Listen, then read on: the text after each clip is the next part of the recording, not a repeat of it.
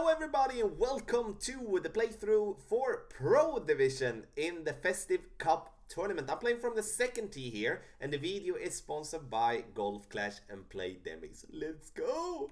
You know, in Pro we're going to have a different type of win, and of course then we're going to have an expert and rookie and master, but I do believe that we're going to have a hard time to get a very low score in Pro. And I'm going to talk more about that when we come further ahead in this playthrough. First, we're going to start off with hole number 1. And before I take my shot, do not forget to check down in the video description for the direct timestamps for this playthrough, for the holes in it. So if you don't want to watch hole number 1, then you can go directly to, let's say, hole number 4, for an example. Also, do not forget to subscribe to the channel. Check out patreon.com/golfclashtommy as well, so you do be able to book a training session or maybe get the text guides before everyone else. So now it's my turn playing with the Saturn here, and I'm going to play this one directly on the green.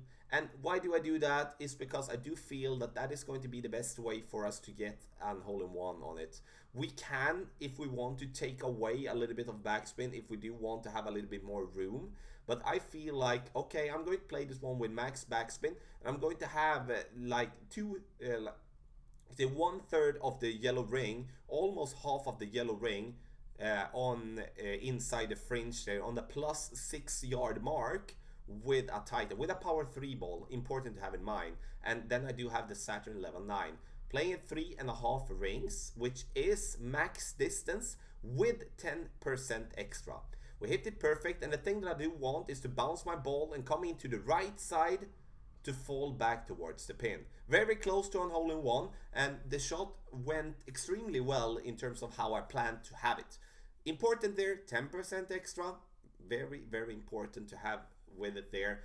And then you could see the adjustment there with the landing position, and that is of course going to be stated completely in the updated text guys that come out on Tuesday.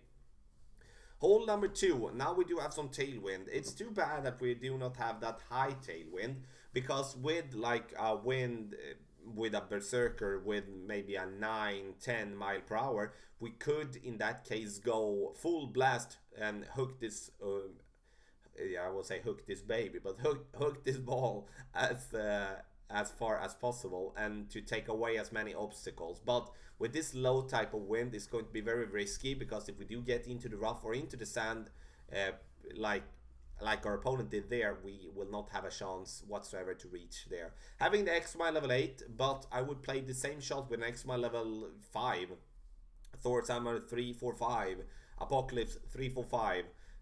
But I'm playing with extra mile to show you that approach. Max side spin, 3 bars of top spin. Now when we do have tailwind, I'm going to stretch it out. I'm going to adjust my 3 rings, which is going to be with 10% extra. You can see I'm having the ball just inside the adjustment ring with curl, and a tiny bit of overpower. The thing that I want to do is to bounce over there, and to bounce and to get a little roll nicely down into the 3rd pocket of the fairway. And this is going to give ourselves a possibility to actually approach the green with the sniper. And that's the thing that I'm looking for, to go with my sniper here if I'm going to be lucky. If you don't feel comfortable with going with that drive, so you find yourself with that like around 370 yard mark with your driver, then go with a big dog or a cataclysm for the second shot, so you do get enough distance. For the second shot, we're not going to add anything for elevation whatsoever, so we're just going to play it as it is. And with the sniper here, I'm going to go max side spin. I'm also going to go 1 bar of backspin. Why do I play with 1 bar of backspin then? That's because of the tailwind that we're having. So we need to think about the ball guideline being longer than it is, because we're getting an extended ball guideline due to the push we're getting from the slight tailwind we're having. I'm going to play it 5.9, 1-on-1. And the only thing that I do forget to do here is that to think of that the fairway just before the green is going to push the ball a little bit extra to the left, so we're going to miss left. So I need to just move my landing position a little bit more to the right, so we can play the adjustment with 1-on-1, and 1-on-1 means 1 ring per mile per hour. So 5 rings, 5 5 miles per hour, 5 rings. So now look at this now. I'm taking out the extra mile level 7, having a berserker ball, decide directly that no, it's not going to be enough. I'm first and foremost don't have enough topspin. Second of all, I don't have the club for it, and that of course goes together. But second of all, we don't have the wind for it. We do need to get wind above 9 miles per hour with a berserker ball for like 9.5, 10 for me to even try it with the extra mile level 7. So now I'm just going to line up, put myself on the fairway, giving myself a power 3 ball, so I do have some room for the second shot to gain a little bit more distance, so we can line up going for the pin in 3.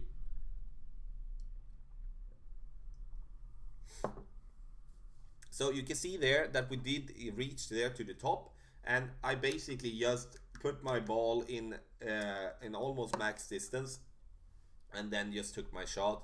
Didn't make anything. Yeah, I didn't pay that much attention to that drive, because that drive, honestly, we can go even way short and have no problem to still have a decent shot for the pin in 3.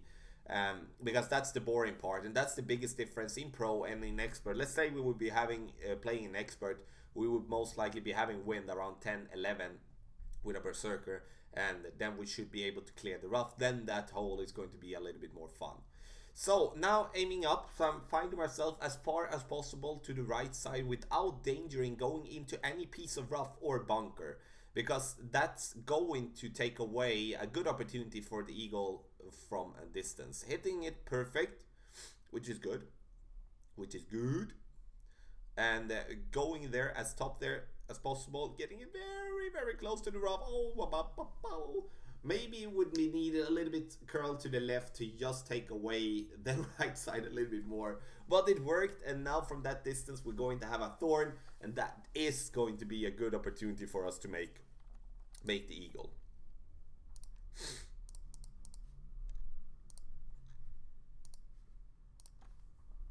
Our opponent's having the sniper navigator, works as well. Just need to go with more overpower. That's the reason I'm playing with the big dog, so I'm giving myself 180 yards of distance, or like power.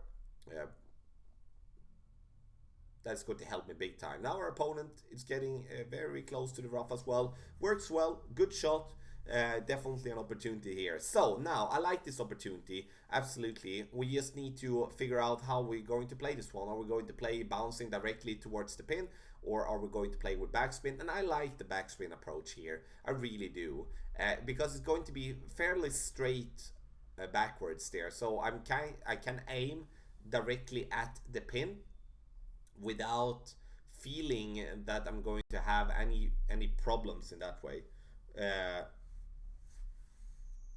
So straight at the pin here, and we see the ball guideline there, the tip of the ball guideline basically showing that we're going to go straight backwards, maybe a little bit to the left.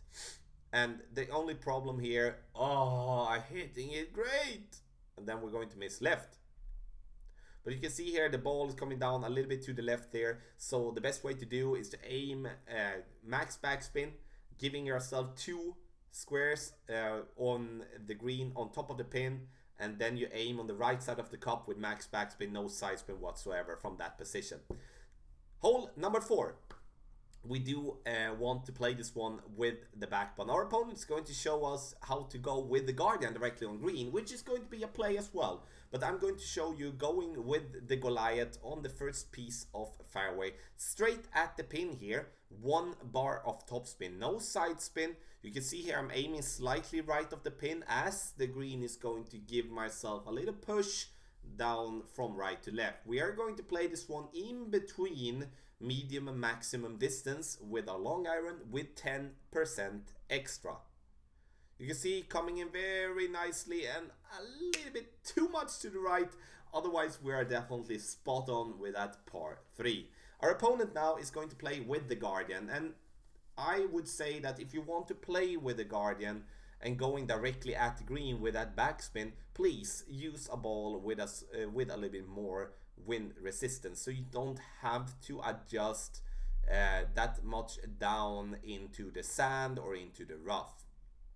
because the less wind resistant you have, the stronger wind you're going to have. And the tailwind, we're always going to get that extended ball guideline. That is going to be a hard thing to estimate there, because the key with the Guardian approach there is to get it the ball to bite just before the fringe, so it can fall back down towards the pin. Hole number 5, and now we're actually going to have a very tough wind for this hole, because now I'm going to go max topspin 4.5 bar and max side spin 4.5 bar as well with a power 3 ball. The reason I want to play with a power 3 ball is that I do not want to find myself in between clubs if the angle of the winds will slightly change to be more headwind sometimes, and sometimes it's going to be slightly more like more straight crosswind as well. But that is the thing that I want to do.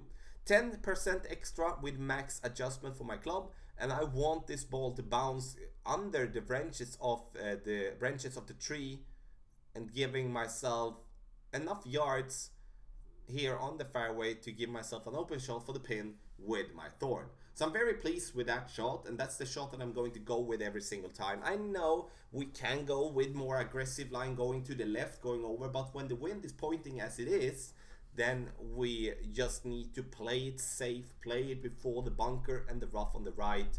Just make sure that we do have the ball guideline in the correct way, combined with adjusting our proper amount of rings. If we don't, then we could find ourselves getting a very tough bounce to the right or to the left, and potentially put ourselves in the sand or in the rough, or worst case scenario, behind a tree.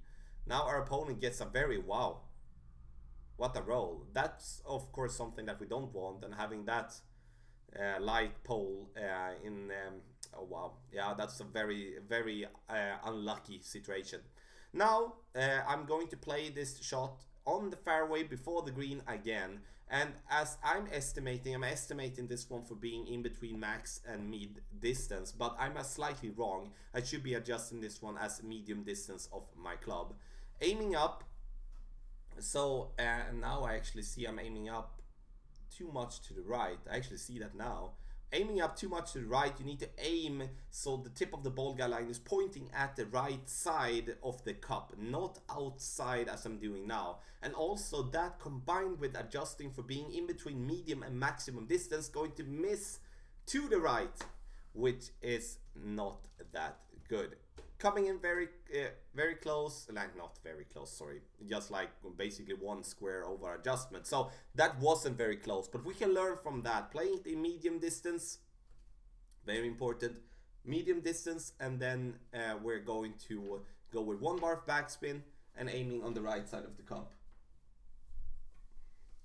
Hole number 6 now, and now we're going to play here from the first piece of fairway, and we're going to do that and to bounce ourselves down towards the far piece of fairway. So our opponent's going to go with overpower, and that is going to be very tough. And now our turn. I'm going to play this one with a power 3 ball. Very important to go with a power 3 ball, and 6.3 max top spin, and also 4 bars of side spin to the left, and then we're going to have to go there. Then I'll have to go with the extra mile here. Max distance, we're going to add 20% extra to our adjustment. And great, not great, but in the end it will work with a great shot as well. You see we're hitting that fairway spot on. Oh, coming in very close there to the right, but still going to get enough distance to get down there to the fairway. So for the second shot here, I've chosen to have the big dog in my bag. And the reason I'm choosing that is that we are not going to have tailwind for the second shot, and I do want to be able to approach the green directly with 1 to 3 bars of the backspin bouncing over the bunker. And that I can't do with the sniper because I do not have the distance that is going to be enough. So now we're going to have the big dog, as I said, big dog level 6. And we're going to play it with 2 bars of backspin. The risk we take bouncing over the bunker or sand trap or whatever we want to call it is that the ball is going to get a very it's going to take a downhill the downhill part on the green and get a massive roll, and that is something that you're going to see happening here, which is a little bit unlucky, but something that is happening from time to time.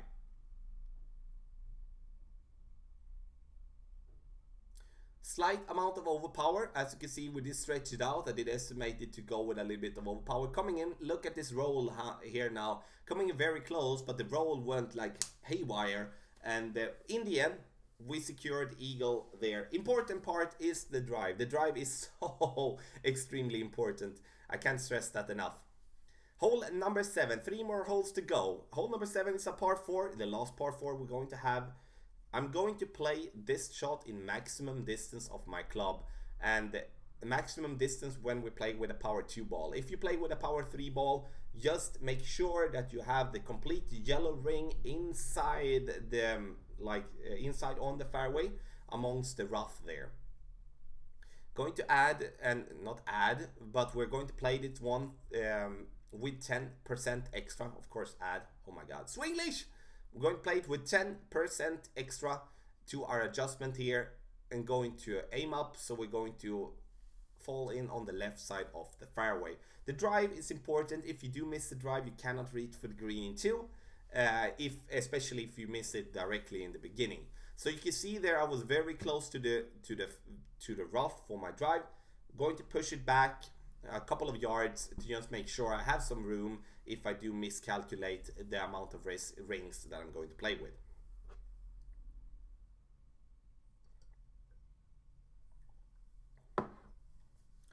So now our opponent is going to go on the right side, I believe, and I don't understand why, but it's definitely going to be working to do so, but it's going to be way harder to have an approach towards the pin. Now, with a power 2 ball and gaining that much distance of my club, I'm going to play with a long iron actually. And for some reason, I kind of like the long iron approach a little bit better because the roll is not going to be that massive as it's going to be with a wood club many of the times. Aiming up straight at the hole, the more left we are aiming here on the fairway, the more the ball is going to be pushed to the right. Having, as you can see here, the half of the blue ring inside the rough on the right should be the blue ring just outside the rough on the right, because the more, again, to the left, the more we're going to be pushed to the right. And I'm happy with the speed, how the ball is coming in here, but in the end, if we could just aim a little bit more to the left, then we could have had a possible eagle there. Hole number 8, the Guardian hole, and even if we do have tailwind here, then we're going to still play with the Guardian. Max backspin here, ladies and gentlemen, and now I'm actually doing one mistake here. I did say in the text, guys, in the playthrough that I was going to play with the red ring just on top of the bunker if I had tailwind, but now when I'm having in between tailwind and crosswind, then I cannot have the same landing position that I'm having there, especially not when I'm going down into the sand. So I need to have half of the blue ring on down to the rough to get enough distance. Have in mind, if you have stronger and higher wind, then we do need to put up the like with one ring from the sand, as when we're dropping into the sand, we're going to lower that trajectory, and for that reason going to lose more distance. This is going to be a possible hole-in-one hole for sure, and the Guardian is going to be the play no matter what type of level you are going to have the Guardian. So either you have the Guardian in level 2, level 3, and then going to go from there. So we're going to have the max backspin approach there with the Guardian as a key selection for this tournament, or like not tournament, but for the whole 8 in the tournament. Oh my god, I'm so much Swinglish with my language today. That's just insane. Hope you're going to understand. If you do not understand my explanations and the thing that I try to say, please make a comment and I will describe it better in text. But that was hole number 8. Last thing with hole 8, add 10% to the adjustment. We're playing downhill as well, so we need to add those 10% to prevent us from going too long. Now, we're going to play this hole with max side spin, 3 bars of topspin. Red ring just being at the rough on the right. Just being there. Then we do have margin to hit great right, great left. Now we're going to add 5%, only 5 extra, and that's going to leave us with 3 rings with max distance approach with the extra mile. You can see I'm having the ball just inside the adjustment ring to the right. But I do want us to go with the ball just outside the adjustment ring to the right. Because you can see here again, we're coming in a little bit too close to the rough on the left, in like for me being like feeling that is spot on. So, but the landing position, spot on. Side spin, max side spin. You can play with a katana as well if you want to. That is going to give you power 2. Then you need to go with 4 bars of topspin instead of 3. But 3 bars of topspin with a power 3 ball is preferred. I don't know why our opponent is going to go with overpower here. I did miss something maybe here with the club that he is using, but I think this is going to go too long. Yeah. And don't go into the rough, everyone, please, because then you cannot reach for the green in 2. So we need to make sure that we do have the adjustment down for the drive. This is a very tough drive, but now for the second shot we definitely have an opportunity for the pin. I'm going to play this one with 4 bars of backspin due to the tailwind. I'm going to play this one in between medium and maximum distance. White ring just on top of the rough as a reference. And you can see the ball guy line aiming straight at the pin because we have straight tailwind. And now we need to adjust our numbers, which is going to give ourselves from this position, we're going to give ourselves slightly less than 5, which is going to be 4.9. Sorry, not slightly more than 5, 5.1. And then we need to hit it perfect. Now I'm going to miss left because I do hit it great. This is a very good opportunity for an albatross, and we're going to see players hitting this one in the tournament. I do see the win score in pro being somewhere between -25 to 27. I don't think we're going to see that lower scores than that due to the wind, and also that the courses are not that simple that we're having. Hole number 5, 8 and also 9 I see as the best opportunities for us to drop something extra. If you do have any questions, please let me know in the comment section below. Thank you so much for watching this playthrough for pro for the Festive Cup Tournament. Do not forget to subscribe to the channel and hit the thumbs up button. Video sponsored by Golf Clash and Playdemic. Good luck in the Festive Cup Tournament.